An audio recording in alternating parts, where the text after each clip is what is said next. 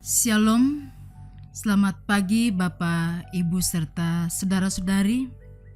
Salam sukacita dalam Yesus Kristus. Selamat berjumpa lewat Renungan Harian Toraya, edisi Jumat 10 Januari tahun 2025. Bersukacita atas kasih karunia Tuhan yang memberikan kehidupan baru yang akan kita jalani dengan penuh penyerahan diri kepada Tuhan. Untuk mengawali kehidupan baru serta aktivitas kita sepanjang hari ini, kita akan membaca dan merenungkan firman Tuhan dari kitab 1 Korintus pasal 2 ayat 1 hingga ayat yang ke-10. Namun sebelumnya itu, mari kita berdoa. Bapa di dalam surga, kami bersyukur atas kehidupan baru. Tuhan telah membangunkan kami di pagi yang indah ini dengan tubuh yang penuh keberkatan yang baru. Untuk mengawali aktivitas kami sepanjang hari ini ya Tuhan, kami akan membaca dan merenungkan firman-Mu. Namun sebelum itu ya Tuhan, kuasai kami dengan Roh Kudus-Mu. Biarlah firman-Mu yang akan kami baca dan dengarkan bersama pada pagi hari ini boleh kami pahami dengan baik, boleh kami praktekkan dalam setiap kehidupan kami.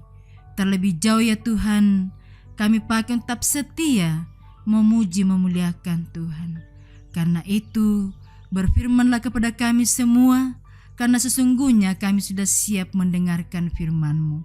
Di dalam nama Yesus Kristus kami datang berdoa dan bersyukur kepadamu. Amin.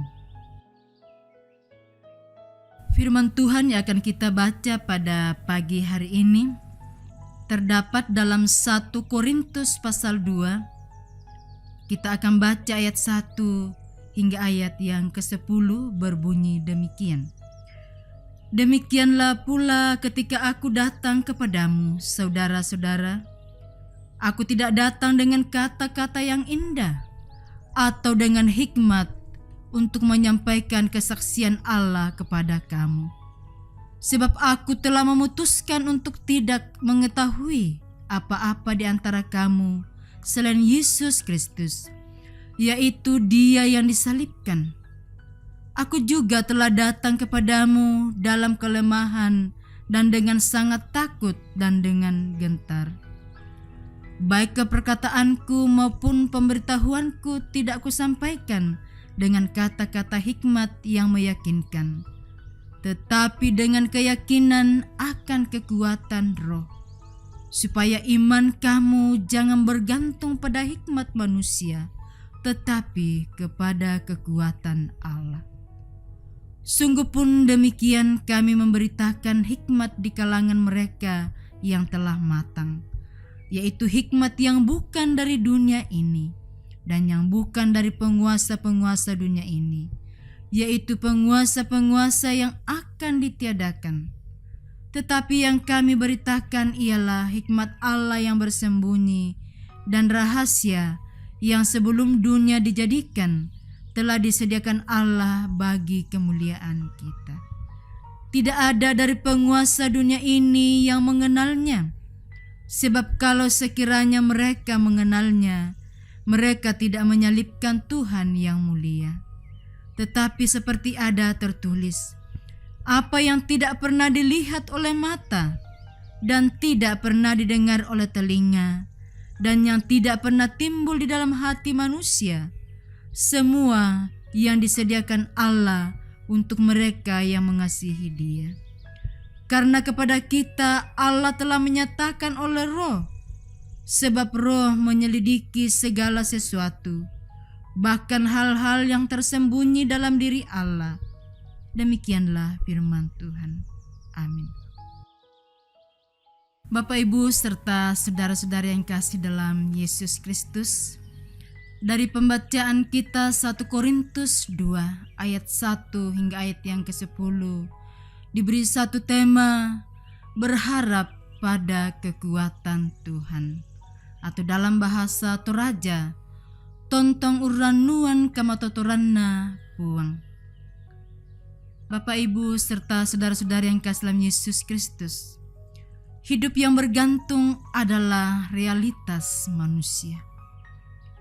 Manusia senantiasa memerlukan sesuatu untuk menjadi pegangan dalam menjalani kehidupannya. Karena itu, hidup dalam ketergantungan itu menuntun cara pandang, menentukan prinsip, bahkan mengarahkan pada karakter hidup seseorang. Pertanyaannya adalah, ketergantungan kepada apa dan kepada siapa hidup kita? Hikmat yang kita pakai asalnya dari mana dan dari siapa? Rasul Paulus menasihati jemaat di Korintus tentang hikmat yang ia beritakan. Paulus menadaskan ajaran yang ia sampaikan adalah asalnya dari Tuhan. Pada konteks Korintus, ada banyak ajaran-ajaran yang kemudian dikembangkan pada saat itu. Bapak, Ibu, serta saudara-saudara yang kasih dalam Yesus Kristus, ajaran-ajaran tersebut memang enak kedengaran di telinga, namun tidak jarang isinya kosong dan bisa menyesatkan. Ajaran-ajaran yang enak didengar itu jugalah dipakai oleh jemaat di Korintus untuk menentukan arah kehidupan imannya. Ajaran yang dunia dapat binasakan berbanding terbalik dari hikmat yang menjadi pegangan dan tempat Paulus bergantung untuk memberitakan kabar sukacita itu.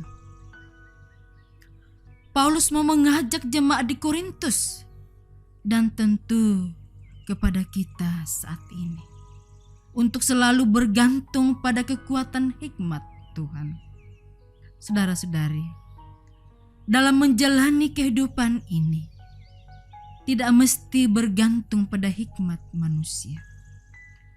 Sangat penting untuk menggantungkan hidup kita pada kekuatan Tuhan. Tentu ada berbagai tantangan hidup yang kita jumpai dalam menjalani hidup ini. Namun perlu diingat bahwa kekuatan Tuhan jauh melebihi semua pergumulan hidup. Oleh karena itu, maka kita mesti menggantungkan hidup kita pada kekuatan Tuhan. Bergantung pada kekuatan Tuhan menjadikan kita kuat menghadapi segala tantangan hidup. Demikianlah firman Tuhan. Amin. Bapak, Ibu yang kasih dalam Yesus Kristus, mari kita kembali satu dalam doa syafaat. Kita berdoa. Bapa di dalam surga, kami bersyukur atas kebenaran firman-Mu yang sudah kami dengarkan pada pagi hari ini. Kiranya itu menjadi penguatan bagi kami untuk mengawali kegiatan kami sepanjang hari ini. Kami tahu bahwa begitu banyak tantangan dan pergumulan hidup yang kami jumpai dalam kehidupan kami. Namun kami mempunyai pengharapan bahwa kekuatan Tuhan jauh melebihi semua pergumulan hidup kami. Karena itu ya Tuhan, ajarkanlah kami untuk selalu menggantungkan hidup kami hanya pada kekuatan Tuhan. Bapa Surgawi, kami berdoa buat aktivitas jemaat-Mu untuk sepanjang hari ini. Baik itu yang beraktivitas di tempat kerja masing-masing maupun yang ada di rumah ya Tuhan. Tuhan tuntun dan sertai kami.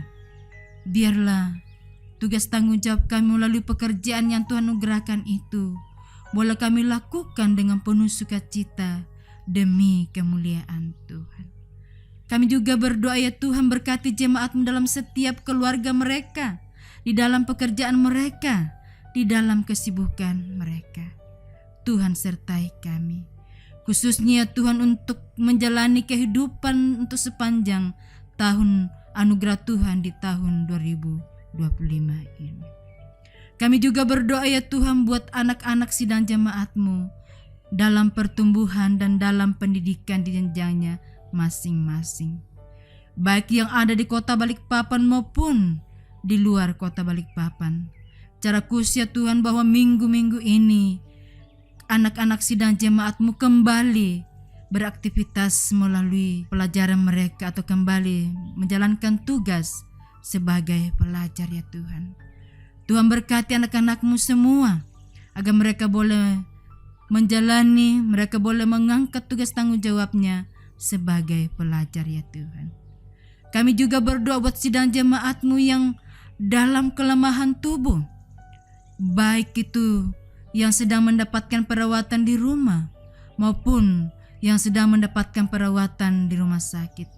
Tuhan lawat satu persatu ya Tuhan, melalui para medis, melalui diagnosa dokter, bahkan pelayanan-pelayanan atau usaha yang dilakukan oleh keluarga. Agar lewat kesemuanya Tuhan, berkat kesembuhan yang diharapkan, dalam waktu yang tidak lama mereka boleh mendapatkan kesembuhan, mereka kembali melakukan tugas tanggung jawab melalui aktivitas yang Tuhan sudah anugerahkan kepada mereka masing-masing. Bapa Surgawi, kehidupan kami sepanjang hari ini ke dalam tangan-Mu kami serahkan. Biarlah Tuhan yang menjaga dan meliharakan kehidupan kami. Ampuni salah dan dosa kami yang kami bawa beraskan kasih Yesus. Itulah Tuhan dan Juru Selamat kami yang hidup. Amin. Demikianlah kebersamaan kita dalam renungan harian Torayan. Selamat pagi, mari kita beraktivitas dan Tuhan memberkati kita semua.